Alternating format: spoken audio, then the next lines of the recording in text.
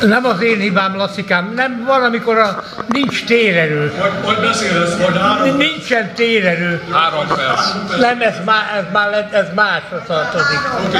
Na most még a szervezéssel kapcsolatban egy pár dolgot. A Dezső fia is kérdeztétek. Én a Dezső fiáról tudom, hogy nagyon beteg volt az év elején. Találkoztam vele. Egy kicsit megkérlek. Nagyon nehezen halljuk már egymást. Szóval javult valamennyire, de nem tudom pontosan tovább. Nem válaszolt, bocsi.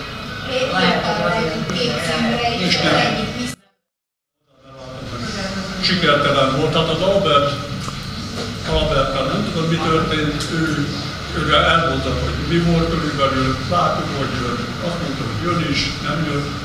A Cserneki Kornél volt még egy olyan érdekes dolog, mert ő azt mondta először, hogy jön, aztán utána azt mondta, hogy most még az utolsó, mert több részletben hívtunk benneteket, biztos észrevettétek, ilyen, hogy ezt ismerted a módszer, ezt én már régóta csináltam, mint a Gönikör, volt, amit a kertbarátoknak az elnöke, és tudom olyan terülést összefívni ebben a korban már. Ezek a dolgok. Szóval ezt a tapasztalatot sajátítva itt próbáltam alkalmazni. Szóval a lényeg az, hogy volt a Cserneki Kornél, aztán az utolsó beszélgetésnél azt mondta, hogy mégsem jön, mert már tavaly törött a lába, hogy valami baj. Igen, decemberben. Azt, hogy tavaly decemberben. Hát hogy tudod? Hát ennyit tudok róla. Az Albert, aztán ki volt még a Buflanti.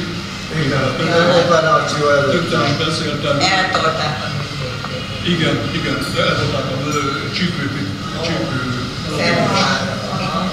Igen, A rögtoni morfiumon élt, bocsánat. azt hittem már, hogy ebben az időben már készen.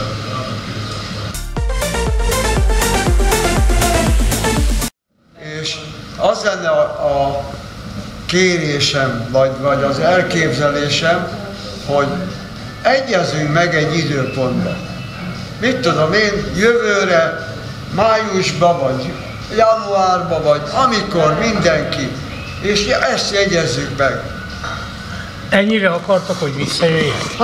Hát akkor visszajövök.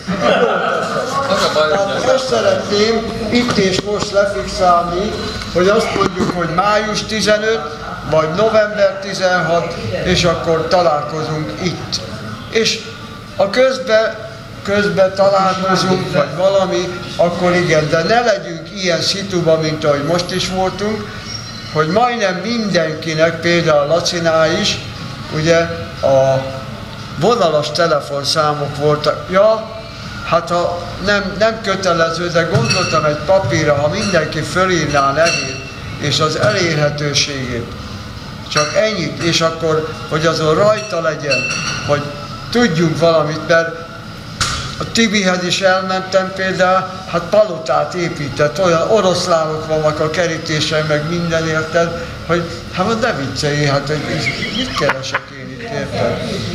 És akkor azt hittem, hogy meg a szomszédok mondták, hát ez uram, hát ez ne vicceljen, ez egy olyan emberi Tibi. Mi? Húga, mondom, ki lett ez a Tibi? Na mindegy, ezt viccelünk csak. Tehát ez lenne a kérésem, ha ez nem probléma, de nem kötelező megcsinálni. Ha van ilyen A4-esünk, akkor van, ha nem, akkor Gyurit vagy valamelyiknek szólok és csinálunk egyet. Csak hogy mindenki egy ilyen rövid elérhetőséget írjon, most már hát, ha stabil lesz az, mert mondtam éppen Lacinak, mert szegény ő is mondja, 0627, Laci, ezen megint nem lesz senkivel, ez vonalas telefon, nem lesz, nem találunk, és nem találtunk, a vonalason nem találtunk. Idén is el van ásva már a pálinka, tehát ki lesz ásva.